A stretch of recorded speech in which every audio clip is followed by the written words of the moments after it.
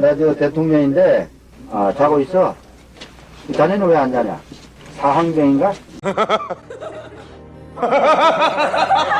아무도 학사 대해서 모른다. 난 내가 지금 발포 명령 내릴 위치에도 있지 않는데 기억이 없어서 그래. 기록이 없는데 어떻게 골프를 치고 계세요? 1,000억 원 넘는 추징금과 고액 세금 언제 납부하실 겁니까? 한 말씀 해주세요. 네가 좀 해주라. No! God, please, no! No! No! 중성! 안녕하세요, 짬밥형입니다.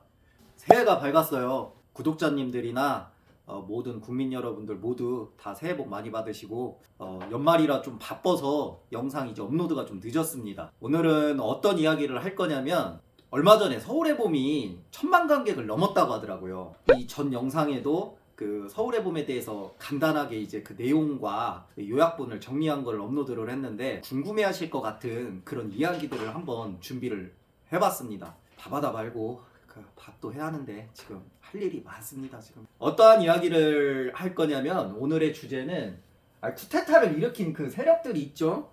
그리고 이제 반란군 측과 그 진압군들이 향후에 어떻게 됐는지, 그분들의 삶은 어떠한 고초가 있고 어떠한 또 부귀영화를 누리고 그런 것들이 있는지 한번 이야기를 해보려고 영상을 준비했습니다. 옷을 또 이렇게 좀 특수부대처럼 입었는데 어울리나 모르겠네요. 또 자, 쿠데타 세력의 삶. 자, 전두환 씨랑 그 노태우 씨 그 이 주 세력들이죠. 전두환은 2,205억 원의 그 추징금을 받아요. 나중에 그 민주화 성사가 되면서 아직까지도 그 추징금이 한 900여 원 지금 남아 있는 걸로 지금 끝내 이제 반성과 사과 없이 2021년 11월 23일 날 이렇게 사망을 했습니다. 노태우는 국가장 사면 16년 만에 추징금 2,628억 원을 완납을 했어요. 2021년 10월 26일 날 사망을 합니다. 진짜 공교롭게 그 절친이라고 했잖아요. 고등학교 때부터 알고 지냈던 그 두 친구가 또 갈 때도 2019년에 노태우 장남 광주에서 그 희생자비 유족에게 이제 사과를 합니다. 그 다음 이제 1공수 박희도, 3공수 최세창, 5공수 장기호, 1공수 박희도는 특전사령관까지 합니다. 그리고 그 다음으로 육군 참모총장까지 해요. 그러니까 군대에서 오를 수 있는 최고의 위치까지 다 올라갑니다, 이 사람은. 그리고 3공수 최세창, 그 정병주를 체포한 직접적인 그 여단장이죠. 그 5.18 때 재판에서 그 발포 명령을 했다라고 뭐 진술이 나오고, 그리고 이 사람도 1군 단장, 합참의장, 국방부 장관까지 역임합니다. 갈 때까지 올라갈 수 있는 데까지 다 올라간 거예요. 그 다음 5공수 장기호, 중장 3스타까지 진급 후 98년 총무처 장관까지. 그리고 이 정호용 64 11기 그 동기예요. 그 전두환하고 노태우랑 이 동기고, 특전사령관을 하고 참모총장까지 합니다. 장관을 2개나 해요. 내무부 장관도 하고 국방부 장관도 하고 뭐든지 합니다. 그리고 황영시 유학성 차규원, 이 사람들은 쿠데타 당시에 이제 전두환보다 계급은 높은 3스타였어요. 근데 도와주죠, 이 사람들이. 감사원장도 하고 중앙정보부장도 하고 교통부 장관도 하고 고위직에 다 역할을 합니다. 그리고 윤성민 1군 사령관, 국방부 장관, 이 사람이 좀 애매했다고 제가 지난번 그 강의 때 제가 설명을 드렸는데, 이 사람 좀 애매하긴 했어요. 근데 이제 처음에는 애매한 입장을 보이다가 연행 후 이제 반란군에 이제 회유됐던 그런 사람으로 지금 기록이 되고 있습니다. 자, 이제 하나의, 여기에 또 설명하지 못하는 많은 사람들이 있어요. 근데 이 중에서 뭐 과거사를 좀 어느 정도 반성한 사람도 있고, 아이 내가 뭘 잘못했는데 이렇게 하는 사람도 있고. 자, 총 신군부 세력들, 이 사람들이겠죠 다. 자, 국회의원 7명, 사성 장군 18명, 고위 관료 14명. 자, 이제 그 진압군들의 그 삶을 정병주 특전사령관 그 영화에서도 얼굴 이렇게 잘 보셨을 거예요. 아까 설명드렸던 1공수 박희도, 3공수 최세창, 5공수 장기호. 근데 이들한테 하극상을 당합니다. 이 최세창이 정병주 사령관을 체포할 때 박종규 중령에게 그 정병주 사령관을 체포하라고 지시를 해요. 그 정혜인 씨가 역할했던 그 김호랑 비서실장이었기에, 정병주의 비서실장이었기에 같이 총격전을 벌인 게 박종규 중령이에요. 근데 이 박종규랑 김호랑은 같은 군인 아파트 위아래층에 사는 실제 형제 같은 그런 사람이었다고 합니다. 마지막에 그 영화에서 그러죠. 형이고 나발이고 군대에서 쏘라면 쏘고. 여담으로 말씀드리자면 김호랑의 이제 그 아내가 박종규한테 전화로 왜 그랬냐, 우리 이렇게 친하게 지냈는데 왜 그랬냐, 본인도 어쩔 수 없었다는 듯이 그런 핑계를 댔다고 그래요.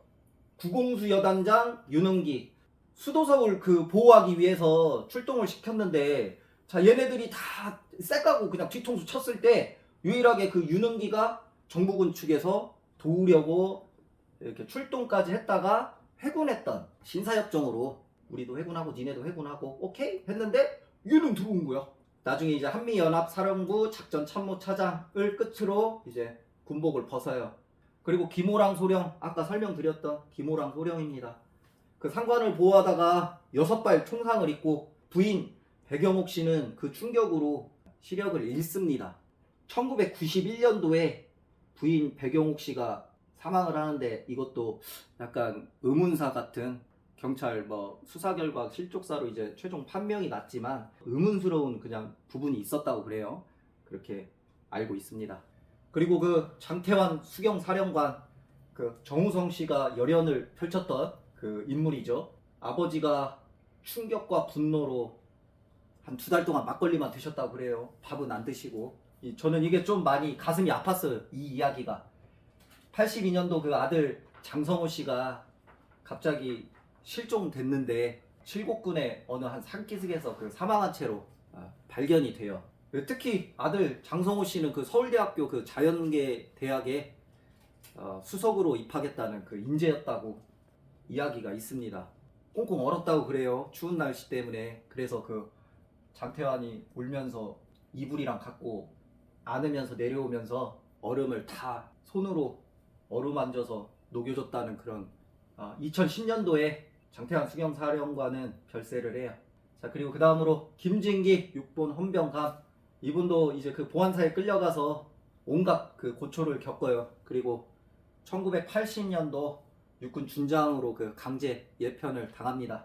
우리가 꼭 기억해야 될 인물이 있습니다. 군사반란 당시 사망자가 있었는데 2명의 일반 병사가 있습니다.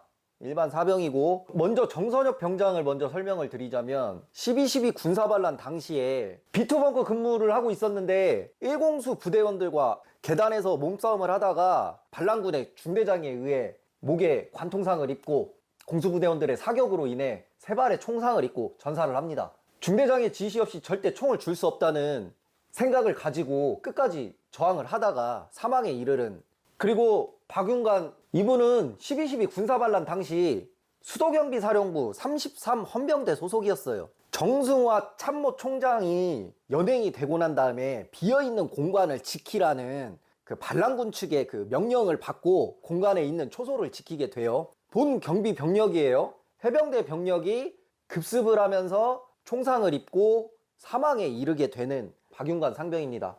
부모님 같은 경우에 나중에 이런 말을 해요. 자기네들 반란이 성공했을 때, 샴페인으로 축포를 터뜨렸을 때 아무 말도 하지 못했던 그 부모님들이 굉장히 마음이 아팠다고 그래요. 우리는 왜 이 2명을 더 기억을 해야 하냐. 군대에서 일어나는 모든 일들이 병사에게만 일어난 거 아닙니다. 하지만 사건, 사고, 사망사고나 이런 사고가 터졌을 때 죄 없는 병사들이 이렇게 피해를 보는 게 우리 현실입니다. 다른 매체나 이런 데서 부각하지 않은, 우리가 좀 더 한 번을 기억하고 갔으면 좋겠다는 생각에서 설명을 한번 드렸습니다. 이 당시에 전두환이가 이제 그 병역 특례 제도를 하나 도입을 해요. 무슨 제도냐? 굉장히 이거는 그 아들을 위한 그 제도였다라는 그런 제도가 있는데 이름하여 석사장교 제도. 무슨 내용이냐? 석사장교 제도가 6개월 군사교육을 받으면 소위 임관과 동시에 전역을 해요. 제대를 시켜줘요. 이게 뭐냐? 6개월만 석사를 받고 제대를 한다는 거예요. 군생활을 안 하고. 자, 1982년부터 91년 동안 거의 10여 년에 걸쳐 시행된 그 단기 병역 특례 제도예요, 이게. 근데 공교롭게 이 제도가 언제 생겨났냐? 그 전두환의 그 장남 그 전제국 씨가 입대를 앞둔 82년도에 시행을 합니다. 그리고 그 노태우 자녀 노재현이 전역한 1991년도에 폐지가 돼요. 딱 이때만 하고 야 하지 마 그만해 야 필요 없어 내가 안 해도 돼 이때만 한 거예요. 이때 태어나신 분들은 또 이때 군생활 했던 분들도 혜택 받으신 분도 있을 수도 있어요. 이거 일반 병의 그 군 복무 기간이 30에서 35개월임을 감안할 때 엄청난 혜택이다. 나도 이때 태어났어야 했는데. 갑자기 이걸 보니까 저 군 생활할 때가 생각이 나네요. 때는 바야흐로 20년 전이었어요. 힘들게 군 생활하고 있는데 이등병 때 걸레 빨고 막 손 부러뜨고 막 아우 힘들어서 막 어서 빨리 여기를 어떻게 탈출하나 이 생각만 하고 있었을 텐데 그 동기 중에 한 명이 작은아버지가 헌병 대장이었어요. 대령. 걔는 이등병 때부터 상병장 생활을 했어요. 부대 방문 한번 해줬어요. 작은아버지가 내무실로 딱 오더니 뭐 힘들고 있나? 힘들고 있으면 나한테 말해라. 그 말 한마디에 모든 대대장이랑 뒤에 다 쭈르륵 서가지고 긴장하면서 듣고 있었습니다. 그래가지고 저도 이게 이렇게 영향력이 크구나. 집에 전화를 합니다. 저도. 왜? 집안 사람 중에 있을 수도 있으니까. 전화 한 통화만 해줘도 그 당시에는 효과가 있었어요. 전화를 했어요. 전화를 했더니 나 군생활 너무 힘든데 혹시 집안 사람 중에 군인 없을까? 그랬더니 어머니가 군인? 여보 혹시 우리 그 사촌 중에 누가 군인 한다고 하지 않았어? 있긴 있지. 근데 3년 전인가 진급 안 돼서 제대한 걸로 알고 있는데. 수화기 너머로 딱 그게 들려오는 순간 그거 말고 오빠 지금 당장 그 군인 있냐고. 있잖아 별이나 뭐 이런 거 대령이나 있냐고. 무궁화나. 없어 이놈의 새끼야. 그냥 나라 열심히 지키고 그냥 하라고 했더니 그냥 이놈의 새끼가 그냥 군생활하기 싫다고 그냥 투정이나 물어쌌고. 이놈의 새끼 끊어! 그런 소리 하려면. 야, 너 자랑하고 싶은 거 있으면 얼마든지 해. 난 괜찮아. 왜냐면 나는 부럽지가 않아. 그런데 저는 엄청 부럽더라고요. 2년 동안 병장 생활만 하면서 전역을 한 그 친구가 너무 부럽더라고 진짜 솔직히. 하지만 저도 얼마 지나지 않아 열심히 정신을 차리고 열심히 군 생활을 했습니다. 지금 돌이켜보니 그 대령 백보다 우리 집은 그 백도 줄도 없으니 열심히 나라를 지키고 제대하라는 어머니의 그 가르침이 그 어떤 백보다 내 인생에 도움이 되었다는 것을 절실히 느낍니다. 어머니 감사합니다. 자, 그리고 이렇게 새해 첫 영상을 이렇게 찍어보았는데요. 어떻게 시청하셨는지 모르겠습니다. 지금까지 시청해주셔서 감사합니다. 충성!